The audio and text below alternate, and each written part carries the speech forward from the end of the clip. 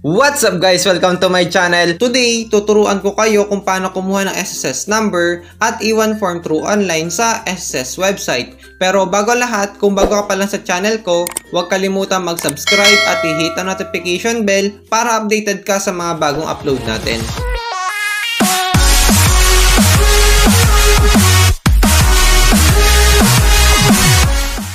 So yan guys, through online na nga ang pagkuha ng SSS number at iwan form. So let's start. Kung wala kayong computer, pwede rin ang mga smartphone ninyo. First step, mag-open lang kayo ng browser, kahit anong browser pwede. Let's say gamitin natin itong Google Chrome. Sa search bar ng Google Chrome, i-type natin ang www.sss.gov.ph.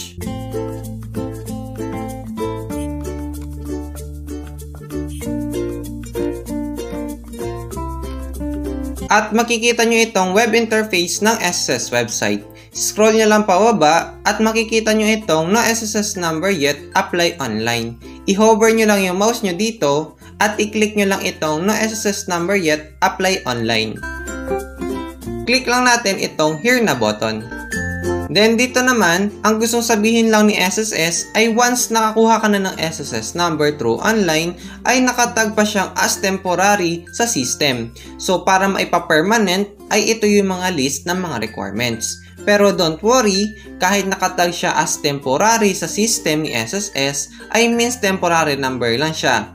Guys, hindi po siya ganon. Term lang po siya ni SSS sa system para ma-determine niya yung mga nakapagsabit na ng mga requirements at yung mga hindi. At once lang po ang pagkuha ng SSS number at pag nakakuha ka na, ay lifetime number nyo na po siya. Then mamaya, bago matapos itong video, bibigyan ko kayo ng mga tips and suggestions about sa mga usual na requirements para sa pagpapapermanent ng SSS number mo. Then dito sa ibaba, i-click lang natin itong start na button.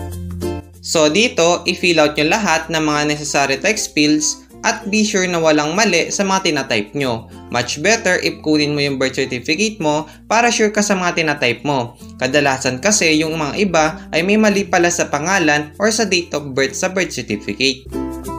Then regarding naman sa pangalan, kung wala kayong middle name, dito sa choose if registrant has, click nyo lang itong last name and first name only. At madi-disable itong middle name na text field. Pero kung may last name, first name at middle name ka naman, click mo itong complete name.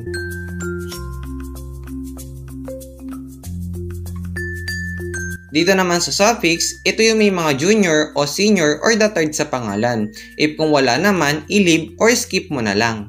Yung iba kasi kahit walang suffix sa pangalan ay lalagyan nila. Ang akala nila kasi ay ito yung bilang kung pang ilan sila sa magkakapatid. So hindi po siya ganon, kaya ang nangyayari ay nagpapagawa pa sila ng joint affidavit or affidavit of discrepancy.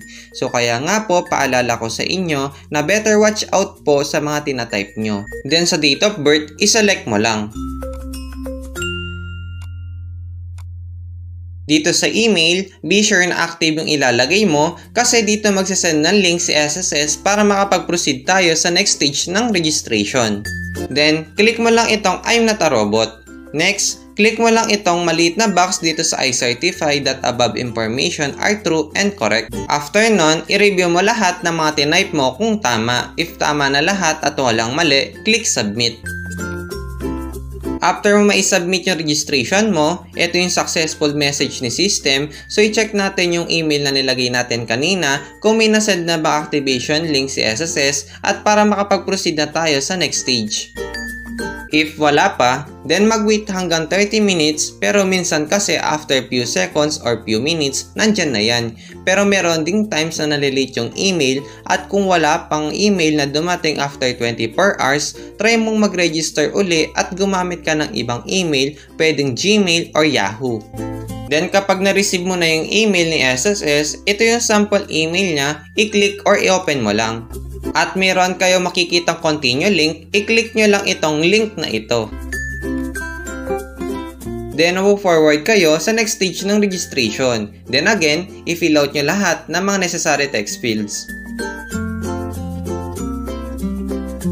Dito sa mother's maiden name, usually dito tayo nagkakamali. Ito yung pangalan ni mother bago siya ikasal kay father mo. So better na tingnan mo yung nakalagay na name ni mother sa iyong birth certificate.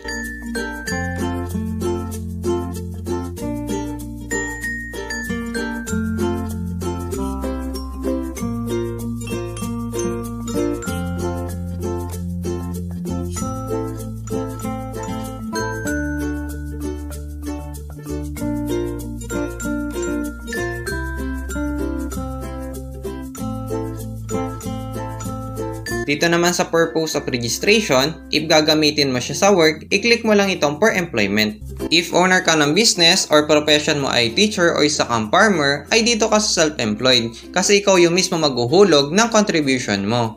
Dito sa profession or business, let's say isa akong vendor. Then dito naman sa estimated monthly earnings, ito yung bracket ni SSS. Let's say nag-earn ka ng 10,000 per month, then ang hulog niyan is 1,200 monthly. Nasa sayo naman kung gusto mo pa siyang itaas or ibaba, pili ka lang dito sa bracket.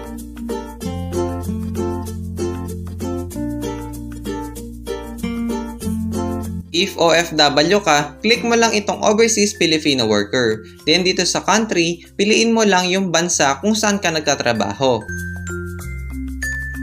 Next, sa estimated monthly earnings, dito ang minimum sa mga OFW ay 960 na monthly contribution at ang bracket nun ay 8,000.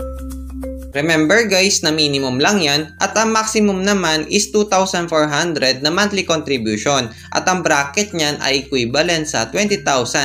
Nasa iyo naman kung magkano ang gusto mo, pili ka lang dito sa bracket.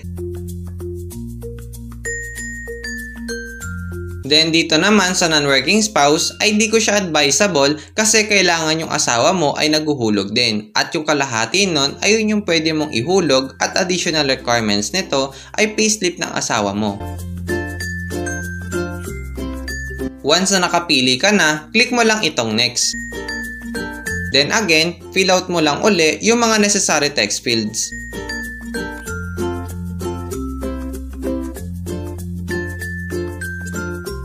Then dito sa religion, kung may ibang religion ka, click mo lang itong others. Then type mo yung religion mo dito sa other religion.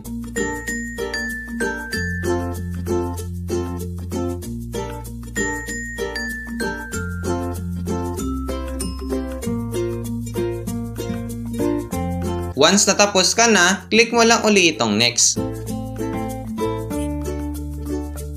Dito naman sa beneficiaries, itong kay father, minsan yung button ay naka-check. Then di tayo makapag-type ng name ni father. So para ma-enable natin yun, ay need natin i-uncheck yung box para makapag-type tayo. Pero kung wala ka namang father or ayaw mo siyang ilagay as beneficiaries, is i-check mo lang itong box na ito.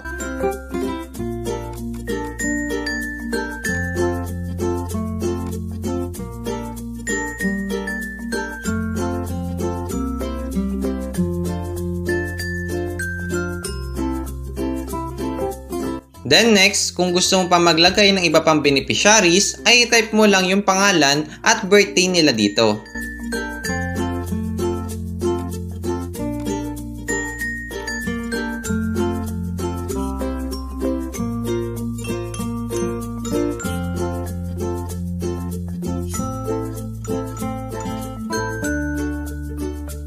If wala na at tapos ka na, i-click mo lang ulit itong next. Then dito, bago mo siya i-submit, ay review or check mo muna kung tama ba yung spelling ng pangalan or tama ba yung nakalagay na date of birth at tugma ba yung nakalagay sa birth certificate at marriage contract. Guys, dito bawal magkamali kasi once na nagkamali ka sa correction, baka mahirapan ka at dagdag gastos kasi minsan may mga affidavit ka pang ipapagawa at mga extra requirements ka pang kailangan na i-submit. So be sure tama lahat ng mga information na naandito.